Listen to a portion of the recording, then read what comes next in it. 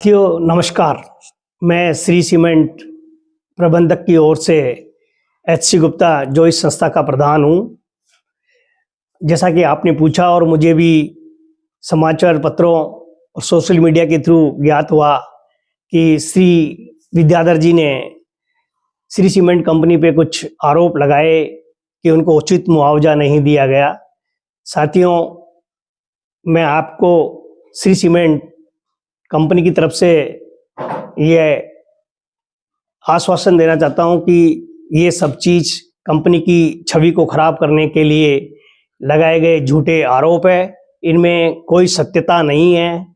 हमने और हमारे अधिकारियों ने एवं जिला प्रशासन ने कई बार विद्याधर जी से जिस भी प्लेटफार्म पे उन्होंने बात करने की कोशिश की, हमने उस प्लेटफार्म से उनसे बातचीत की एवं उनसे आग्रह किया गया कि कंपनी जो कि उन्होंने 23 अक्टूबर 2023 को प्रशासन, किसानों और श्री सीमेंट प्रबंधक के साथ एक समझौता किया गया था, जिसमें उनको प्रति बीघा 26 लाख रुपए का मुआवजा दिया जाए एवं निर्माण की राशि जो भी तय सरकारी नियमों के अधीन एवं कंपनी ने उस वक्त उनको 13% अधिक राशि देने का भरोसा दिया।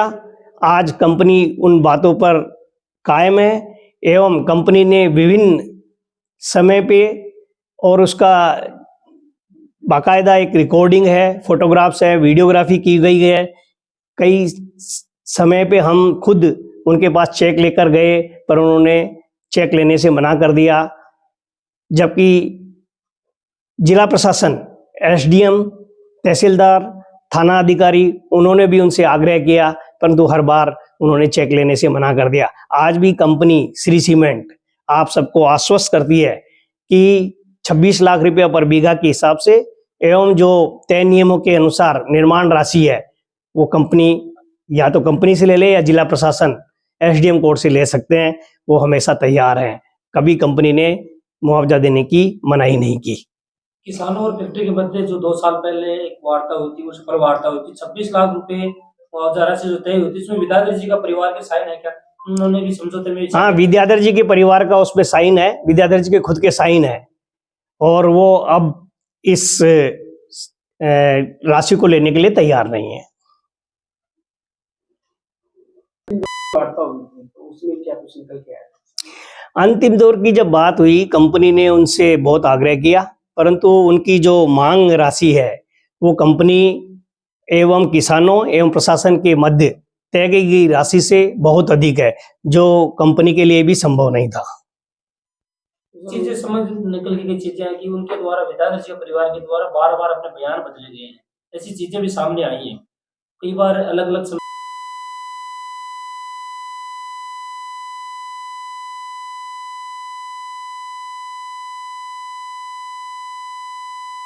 उन्होंने कभी वो 50 लाख रुपए बीघा जमीन की रेट मांगते हैं, कभी लमसम 6 करोड़ मांगते हैं, कभी 5 करोड़ मांगते हैं, कि जो कि ये जायज नहीं है। कंपनी तय मापदंडों के अनुसार आज भी उसको पैसे देने के लिए तैयार है, जिस पर उनका खुद का समझौता पे साइन है। जो सीमेंट उद्योग उत्पादन का एक कारखाना है, 573 हेक्टेयर भूमि में लगा हुआ है, जिसमें से 443 हेक्टेयर भूमि कंपनी ने रजिस्ट्री के द्वारा परचेज की एवं 130 हेक्टेयर भूमि को प्रशासन ने 89B के तहत हमको सुपुर्द किया। उसमें से भी 86 हेक्टेयर भूमि हमने विभिन्न समझौतों के साथ किसानों से परचेज करी, आपसी अंडरस्टैंडिंग के साथ। बची शेष 44 हेक्टेयर भूमि जो कि हमको प्रशासन ने दी है, उसके लिए भी हम तय मुआवजा राशि देने को तैयार हैं। किसानों से बार बार अनुरोध कर रहे हैं, परंतु वो उसको लेने के लिए स्वीकृत नहीं है। उनकी डिमांड उससे कहीं ज्यादा है, जो कंपनी के लिए आज की डेट में संभव नहीं है। जबकि जो राशि दी गई वो बहुत अधिक है जिस क्षेत्र की भूमि के अकॉर्डिंगली। साथियों, जो हमने भूमि अधिग्रहित की गई श्री सीमेंट खनन गतिविधियों के लिए संबंधित क्षेत्र की भूमि अतिरिक्त जिला कलेक्टर के आदेशानुसार वैधानिक रूप से अधिग्रहित की गई है। भूमि अधिग्रहण की प्रक्रिया पूरी तरह से कानूनी प्रावधानों और नियमों का पालन करते हुए की गई। किसानों भूमियों के हित में उचित मुआवजा दिया गया। साथियों, प्रभावित भूस्वामियों किसानों के लिए एक अतिरिक्त जिला कलेक्टर के आदेश द्वारा निर्धारित मुआवजा नीति के तहत राशि तय की गई। किसानों के साथ चर्चा और सहमति के बाद कुल मिलाकर 26 लाख रुपया प्रति बीघा भूमि का मुआवजा तय हुआ। इसके अतिरिक्त निर्माण की मुआवजा दिया जाना भी तय हुआ। यह मुआवजा राशि क्षेत्रीय मानकों और सरकारी नियमों से कहीं अधिक है। कंपनी मुआवजा राशि का वितरण शीघ्र एवं पारदर्शी तरीके से करना चाहती है। किसानों और भूस्वामियों से व्यक्तिगत रूप से संपर्क किया गया है और उन्हें बार बार मुआवजा लेने का अनुरोध किया गया। कुछ किसानों ने अभी तक मुआवजा स्वीकार नहीं किया है।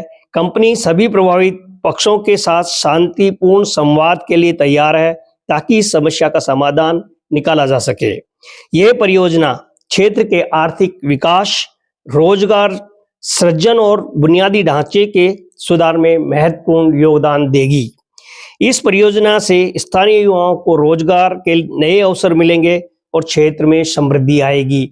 आज भी लगभग 54% कामगार भाई इसी क्षेत्र के हैं, सीकर, झुंझुनू, नवलगढ़ के, एवं 97% लोग राजस्थान प्रांत से हैं। श्री सीमेंट लिमिटेड स्थानीय समुदाय के प्रति अपनी जिम्मेदारी को समझती है और हमेशा उनके कल्याण के लिए काम करने के लिए प्रतिबद्ध है। कंपनी ने सामाजिक उत्तरदायित्व CSR के तहत क्षेत्र में शिक्षा, स्वास्थ्य, बुनियादी सुविधाओं के लिए विकास के लिए पहल से की गई योजना चलाई और एग्री भी बहुत सारे डेवलपमेंट कार्य किए गए। ये किसान भूस्वामी मुआवजा लेने से यदि किसान भूस्वामी मुआवजा लेने से इनकार करते हैं तो कंपनी सरकार और प्रशासन के निर्देशों का पालन करेगी। कंपनी सभी पक्षों के साथ वार्ता के माध्यम से इस मुद्दे का समाधान चाहती है। यदि किसी किसान को मुआवजे से संबंधित कोई समस्या है तो इसे संवाद के माध्यम से हल किया जा सकता है। मीडिया से अनुरोध है कि वे इस मामले को सही तथ्यों और जानकारी के साथ जनता के सामने प्रस्तुत करें। क्षेत्र के विकास और जनता के हित को ध्यान में रखते हुए सभी पक्षों से सहयोग की अपील की जाती है। धन्यवाद।